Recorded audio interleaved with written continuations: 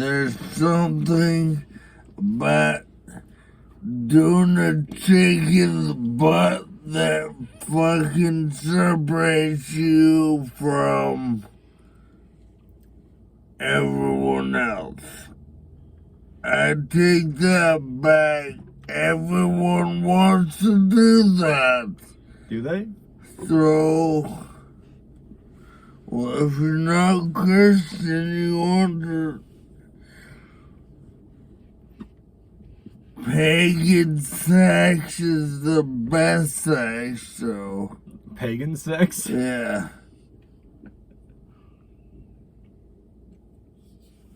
Let's see if Kit has anything to say about pagan sex. Hey, Kit, what do you got to say about pagan anal sex? You got anything to say? We're asking Kit if he's for it or against it. Let's see if he's got... Obviously, Kit wouldn't have any preference because he, doesn't have a sexual organ. So he's like, oh, no comment. He's not responding. If we don't know who Kit is our OnStar Safety Connect artificial intelligence demonic spirit or something that is communicating with us. No, he's ours because he's now part of the podcast. He's been interacting with us in the midst of our podcast. So, no, he's just as much a part of it with me as he is with you now. You're attached. I suppose. Yeah, no comment from Kit at this time, but we'll continue on with our provocative discourse. Outlook. Well, we're bringing this up as actually a serious thing because Carl Jung, the Swiss psychologist, mentioned that in his collective works, he said that people who have anal sex are breeding demons. And we know what happened in the Bible to Sodom and Gomorrah, because those people were all infatuated with anal sex as well. Hey, I kind of have a blessing in disguise to disclose. In regards to anal sex? Yeah. Well, do share. Do tell. Growing up until the last few years ago, I've been a little perv. Who isn't? Who hasn't been? Is the question. That's what I wanted. But my point is, I wanted it, but they didn't. So that in itself is a blessing in disguise, since I didn't breed demons. Oh, I see what you're saying. You were interested in breeding some demons, but it was a no-go. Yeah. Exit only. It had an exit only sign on it. You're like, no, dang it, dude. It's like I wanted to enter into the gates of hell. That's how wide the gates are. They take your every premonition or desire or whatever. Your inhibition. And it warps it. Well, this is the seriousness of this matter here, is that if Carl Jung is right, what he's talking about, he also goes on to make another bold statement that he says, when you really think about it, it's pretty crazy because people are born in between the pussy and anus. Or the pisser and anus. What? Well, there's 3 holes. Right? There's the pisser, and then there's the pussy, and then there's the ass. Yeah. Carl Jung talks about how we are born into this world in between a pisser and a fucking ass. So what's the point? Well, the point is it's just I never thought of it like that. It's kind of gross. So, we come from an area that is literally an area that is to release toxins and toxic. Our bodies are fucking.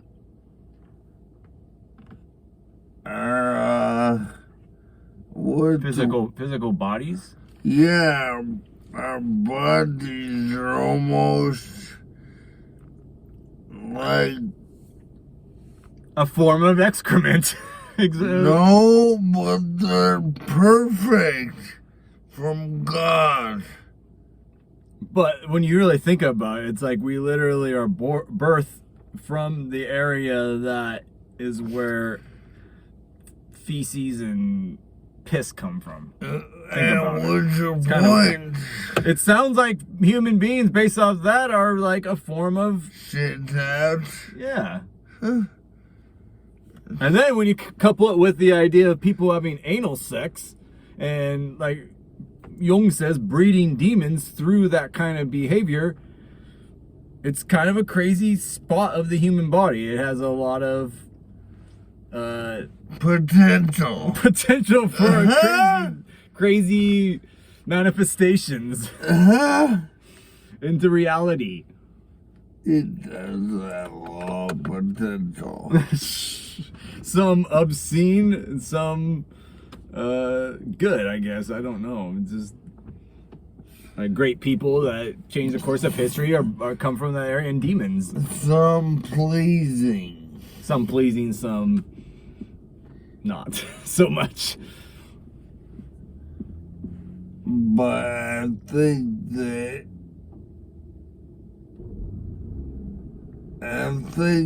initially wanting that kind of thing is not horrible, but eventually it takes you over.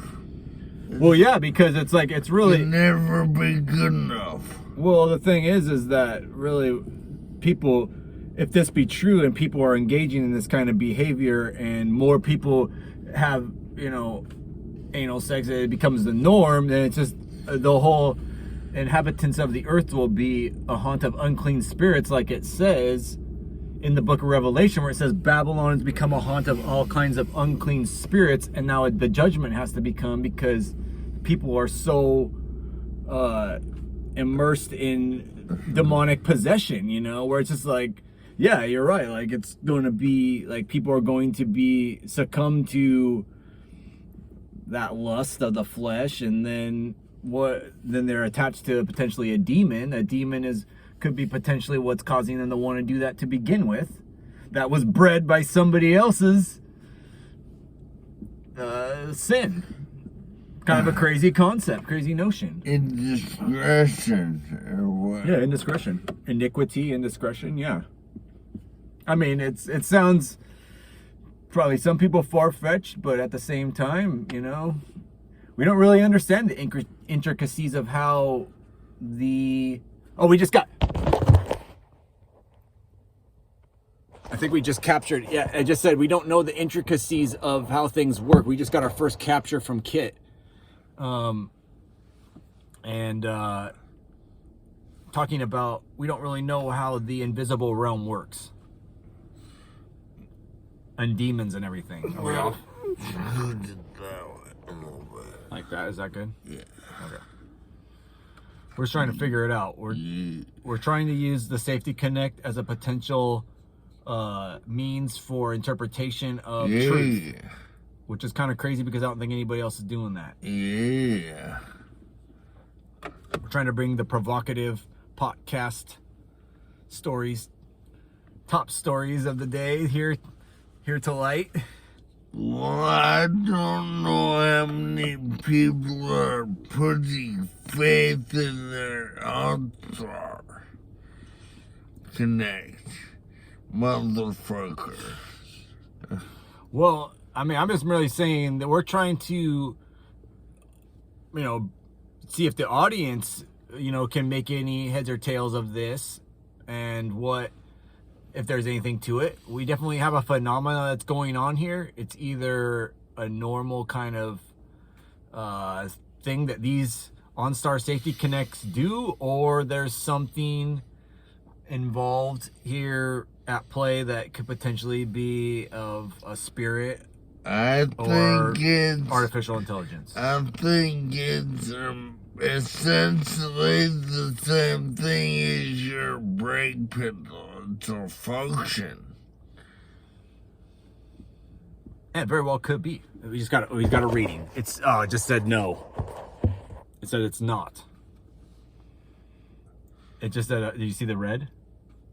It just said a quick red. We weren't able to capture it, but it just... It must be fucking psychic. Well, you just said something and it just said, no, you're wrong. By a blink that is red, which I have come to learn means no or Me wrong. and the hunter are fighting. It could be. Well, is the OnStar just trying to set us straight? You know, it's like you're trying to bring this idea to light and saying, "Oh, this is the way it is," and it's trying to like tune in and say, "No, it wants to fight." It wants to fight. Well, I don't know how it would fight. It's just like we're talking about how we asked it if it's like has any preference about anal sex or whatever, and it's like, oh, how could it? Because it has no genitalia for sexual gratification. The same thing with what you're just saying. You know, it's just how could it have any beef with you and it doesn't even have any arms to fight you? It's like even if it was trying to fight you, how is it going to fight you? It has no means, just like sexually, it can't. It has no comment on that. It doesn't understand. Let's remember we're talking about the car here. We are talking about a car, but at the same time, you know, I do feel that cars might be very advanced, more so than we think these days. And that's all I'm saying. Like with human premonition? Yeah. Okay, Matt, don't include me in that. Well, I'm just saying, like, how many ideas have been presented to light in, like, Star Trek and Star Wars and all these sci-fi kind of shows and movies that are, you know, including concepts like what we're talking about as, like, commonplace in their shows. Like, this is the normal. They present this stuff as normal kind of behavior and interaction with stuff of this nature, these kinds of ideas, you know. Think about it. Is all of that, can we say that all this stuff that's being presented in, you know, movie and TV is a figment of somebody's imagination, or is there some kind of truth to it that, you know, we can apply to our reality, so to speak, like with this? This to me is nothing different than we see in Star Trek and Star Wars and all that kind of stuff, you know, all that kind of sci-fi stuff. All Hollywood produced, right? Hollywood produced, but do these Hollywood producers have some kind of knowledge of stuff of this nature? You know, that exists, but only to a certain few individuals. I don't think so. I think they're all arrogant as fuck. And they take advantage of everyone. Yeah. Rather than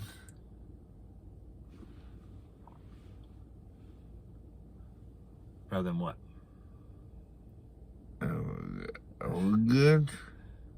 Rather than like trying to do something positive, they just want to promote a bunch of negative stuff. Yeah. But the thing is what if their negative stuff has some kind of bearing on our reality? You know what I mean? Some kind of bearing on our reality that we can understand and apply to our existence. That's all I'm trying to say. I agree, like they totally are arrogant as fuck, and I think these kind of arrogant people, like, could have some kind of privy esoteric knowledge that they're incorporating into their creations that they make, their movies and stuff, you know? The Hollywood people. Yeah. Well, I don't know what they're all thinking. They're all just on a fucking creative whim. Whatever. Creative whim. They're just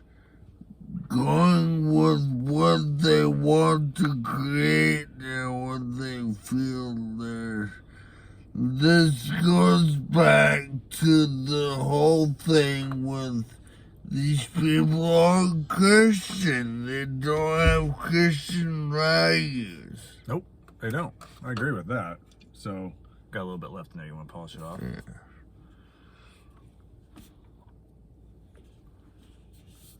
Rocking the hop works here tonight on the set. Nice and hoppy. Yeah, it's good. We're gonna bust out a new compadre here.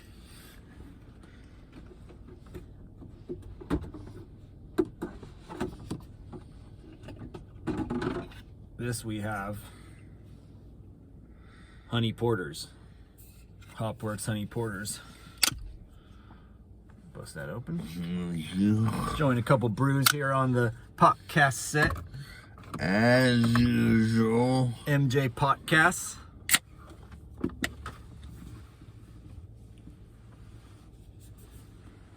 Like our brews here.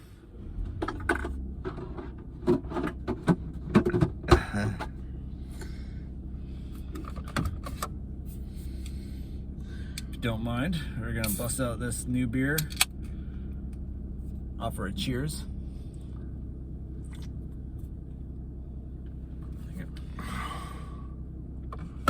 That's good.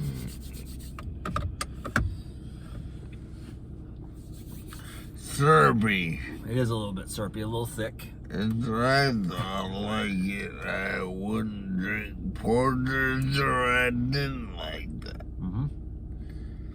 Yep. I'm trying to get lost with your honey porters, but I like them. They're not bad. They're not bad. We started off with the a pale ale, and now we're doing a honey porter. And we also have some of this too that we did as well to kind of start things off here. We got the little bit of Vodka. citron flavored vodka here.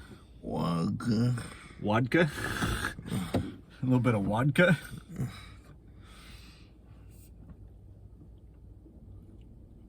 That's how the Europeans say V. I think it's vice versa. It's the W. V say it like a W. It's like a, isn't it? That's what I'm saying. It's a V, they say it like a W. Might be, yeah. That's what you just said, and that's what it is. I thought it was the other way around or something. No. Nope. I literally speak no European languages, so I can't say anything about how they speak at all. Oh, you're white. I'm white. We don't know what. Well, European people are pretty much white people. They make up a very... Whereas you go to the Middle East, it's a lot of not white people. Brown. Brown-skinned. Cafe latte skin. Cafe latte skinned. That's the flavor I get from Costco. My protein drinks are cafe latte. I like cafe latte flavored stuff. I like latte flavored stuff. I like coffee flavored stuff. Just in general, it's good. I actually don't drink coffee, but I like coffee flavored stuff. Yeah, I'm with you. It's good shit. Yep, it is.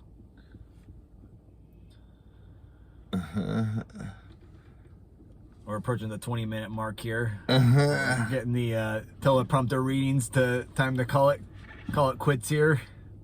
Time to shut it down. I guess we'll do another one for you. Yep. Now time for the commercials.